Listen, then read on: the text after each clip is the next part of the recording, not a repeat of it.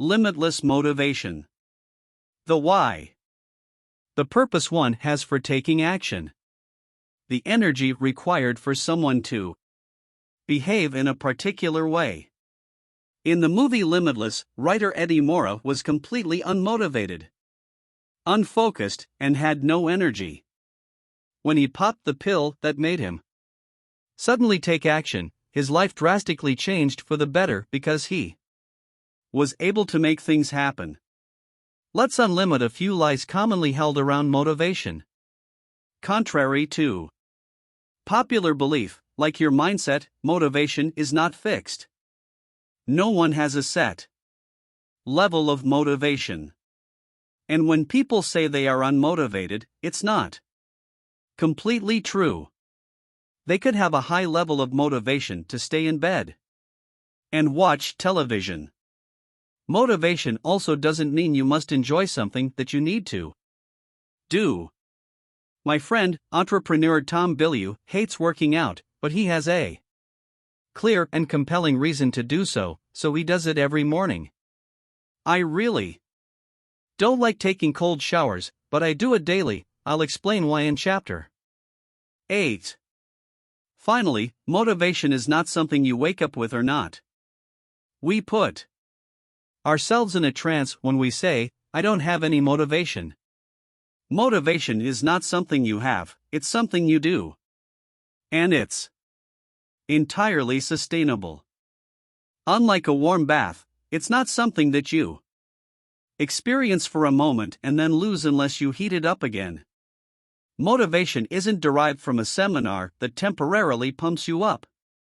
It's a process. And since it's a strategy, you have control over it and can create it consistently by following the right recipe. Here's the formula: motivation equals purpose times energy times S3. When you combine purpose, energy, and small simple steps, S3, you get sustainable motivation. And the ultimate form of motivation is the state of flow.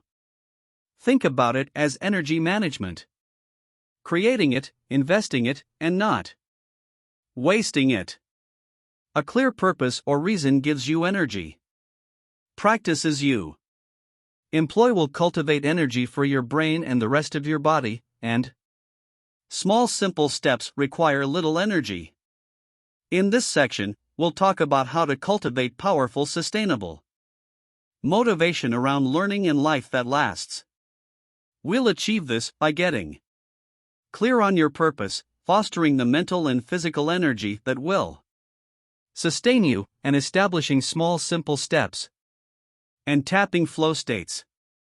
Purpose drives us to act, and our purpose must be clear enough that we know why we're acting and what we're hoping to gain.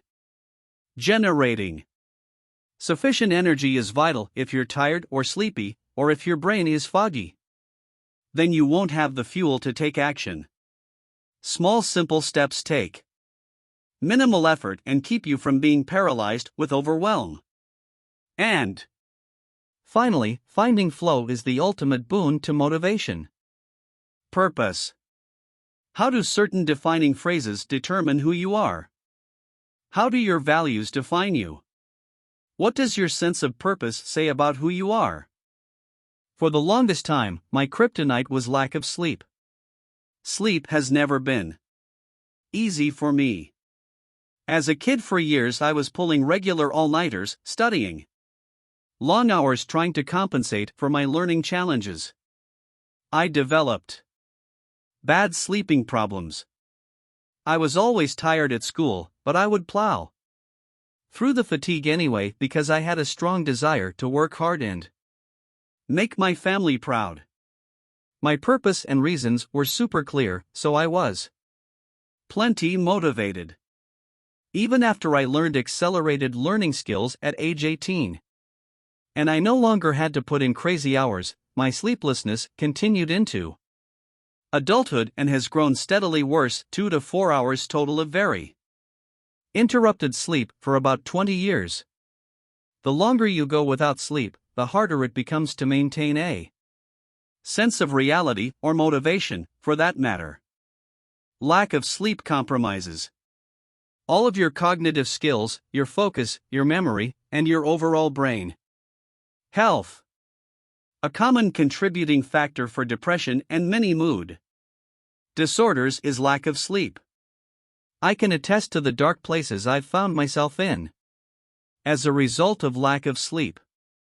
My intense speaking and global travel schedule certainly did not help. One year I was on the road for 235 days. Time zones, jet lag, unfamiliar stale hotel rooms, you get the picture. And my brain was feeling it. Just imagine a memory expert forgetting what city he is waking up in.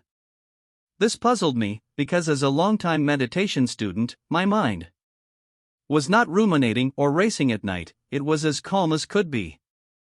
It was only a handful of years ago, when I ended up hospitalized from multiple nights without rest, that I participated in an overnight sleep study and was diagnosed with severe obstructive sleep apnea, a physical disorder where evidently I stopped breathing more than 200 times each and every night. Today, after multiple treatments, I'm happy to say my sleep is worlds better. Once I was able to fix the physical obstruction with surgery, I was then able to optimize my sleep with a number of tools I will cover in Chapter 8. During my most difficult moments, I've asked myself why I continue to do what I do. Why struggle when I could easily tell myself I don't have the energy for this? As a child, my purpose and motive for taking action was to compensate for my lack of talent with hard work, to prove to myself I was capable. But once I'd leveled up my learning, why did I continue to work so hard despite being exhausted, sleep deprived, and an extreme introvert to make speech after speech, video after video, podcast after podcast? It's the same thing that drove me as a child. I have clear and definite purpose. I don't want anyone to struggle and suffer the way I did. The mission that drives me is to unlock better, brighter brains. Often our greatest struggles lead to our greatest strengths. My two biggest challenges as a child were learning and public speaking. Life has a sense of humor because I spend most of my life public speaking on learning. I couldn't read, and now I teach people from all over the world how to read better. I struggled to understand my brain, and now I speak in front of audiences of thousands to help them understand the amazing tool they possess. I've learned there is a gift in most challenges. In the same way, decades of lack of sleep has given me two very important lessons. First, it's forced me to live everything in this book. I wouldn't be able to perform at the level I do without the tools I've learned, so I've doubled down on everything I teach. I rarely have to prepare for a speech, because I use these skills every single day. I live them. It's who I am. Second, I've had to become really clear on my purpose, my identity, my values, and my reasons for doing what I do every day. When you don't sleep, and you have a very limited amount of energy and focus, you don't waste it. You prioritize and get crystal clear about your commitments and why you are making them. All of those choices have led to inexhaustible motivation. That's what we'll talk about in this chapter. Start with Why. Among my favorite books is Start with Why by Simon Sinek, who I've interviewed multiple times on my show. He often stresses the importance of being able to convey to others why you do what you do. If, Sinek explains, you can articulate the belief that is driving you, your why, people will want what you are offering. Or, as he so often says, people don't buy what you do, they buy why you do it, so it follows that if you don't know why you do what you do, how will anyone else? There's a reason why the second of the magic questions is, why must I? Use this? Do you recall the other two questions? For most children, their favorite word is why, which they're asking all the time. Do you know why it was important to memorize the periodic table or historic dates? If you don't, you probably don't remember them. We hear the words purpose and goals used frequently in business, but do we really know what they mean and how they are the same or different? A goal is the point one wishes to achieve. A purpose is the reason one aims at to achieve a goal. Whether your goal is to read a book a week, learn another language, get in shape, or just leave the office on time to see your family, these are all things that you need to achieve. But how do you do this? One of the popular ways is setting SMART goals. Yes, this is an acronym. S is for specific, your goal should be well defined. Don't say you want to be rich, say you want to make a certain amount of money. M is for measurable, if you can't measure your goal, you can't manage it. Getting fit isn't measurable, running a 6-minute mile is. A is for actionable, you wouldn't drive to a new town without asking for directions. Develop the action steps to achieve your goal. R is for realistic, if you're living in your parents' basement, it's hard to become a millionaire. Your goals should challenge and stretch you, but not so much that you give up on them. T is for time-based, the phrase, a goal is a dream with a deadline, comes to mind. Setting a time to complete your goal makes you that much more likely to reach it. The challenge for many people is that this process, while logical, is very heady.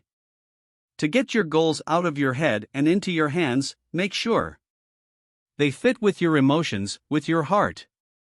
H is for healthy. How can you make sure your goals support your greater well-being? Your goals should contribute to your mental, physical, and emotional health. E is for enduring. Your goals should inspire and sustain you during the difficult times when you want to quit. A is for alluring. You shouldn't always have to push yourself to work on your goals.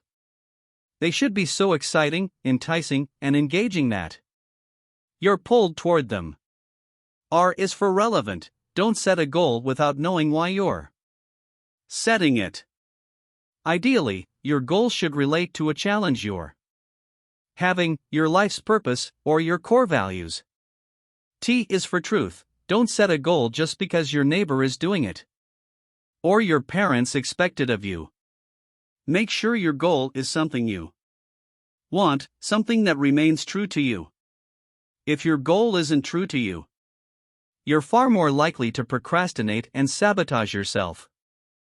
What do you have to lose? What is motivation?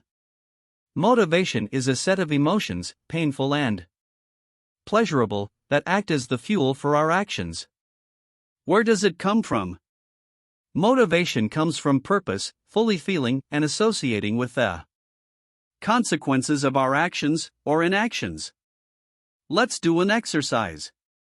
Write down all the disadvantages you have to face if you do not learn to use the material in this book. What will it cost you? Right now and in the future? For example, you could write, I will have to keep studying hard and settle for the same mediocre grades or job. Or, I won't be able to spend time with my loved ones, or I won't get that raise.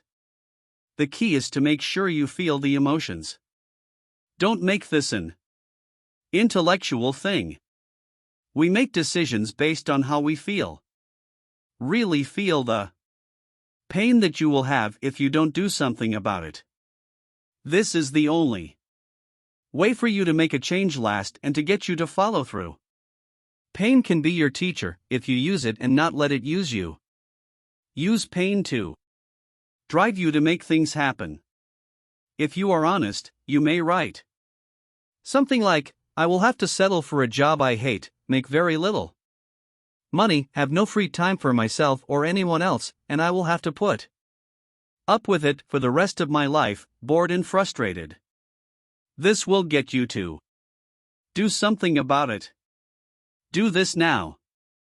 Now, here is the more exciting part. Write down all of the benefits and advantages you will receive from learning the skills and techniques in this book. Make a list of things that will really get you excited and motivated. For instance, I'll be able to ace my tests, have more time to be with family, start that business, and learn new languages to travel the world. Or, I will have more free time to exercise and get healthy, to go away for spring break, and to spend more time with my boy/girlfriend. Or maybe something simple like, I will finally have some free time to just get caught up and relax. Again, make sure your reasons are compelling enough to be backed with real emotion. You must really get yourself to see and feel the benefits of learning this material. Do this now. Tying it all together. Now, let's apply all of this to learning.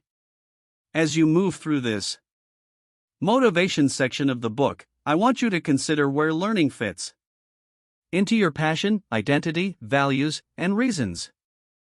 It was not until I was an adult that I found my passion and purpose.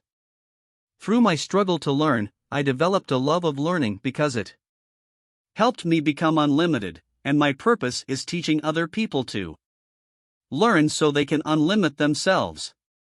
As a kid, I forced myself to study, trying to rise to the level of average. I had a lot of identity issues to resolve. I was the boy with the broken brain, and I believed that I was stupid. I had to change the way I saw myself and give up the identity that kept me locked into being unable to learn. Instead of saying I am broken, I had to say, I am a learner. As for values, as I mentioned earlier, I value growth and adventure. For me, learning falls under both of these, because it contributes directly to my growth and it gives me a sense of adventure, especially when I learn something novel and challenging. There's no ambiguity here, learning directly contributes to the fulfillment of my values. Every single one of my reasons keeps me motivated so that I can help more people learn. As any author knows, writing a book is a challenge.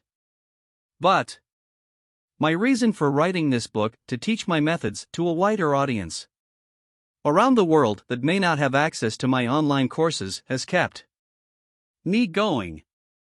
If you're trying to force motivation, but you haven't addressed these invisible, limiting identities, you won't get very far. When you feel stuck, come back to the way your goal fits into your values, and then ask yourself, what needs to be brought back into alignment? Going back to the previous chapter's list of the 7 lies that hold you back, perhaps the 8th lie is that you have motivation, that you wake up and feel motivated every day. The reality is that you do motivation. Ultimately, motivation is a set of habits and routines, guided by your values and your identity, that you carry out every day. Before we move on, finding your passion is about giving yourself novelty and putting yourself in a new environment to see what lights you up. It's difficult to do that if you feel limited or if you're self-conscious about looking bad, so let that go and enjoy the experience. Those initial moments of discomfort just might lead you to an entirely new passion and purpose in life. Here are a few things to try before moving on to the next chapter. Write down a list of your most common I am statements. How do you feel about the ways in which these statements define you? Create a list of the things you value the most. Now prioritize that list and think about how this aligns with your definition of yourself. Get into the habit of asking the question why before you do anything.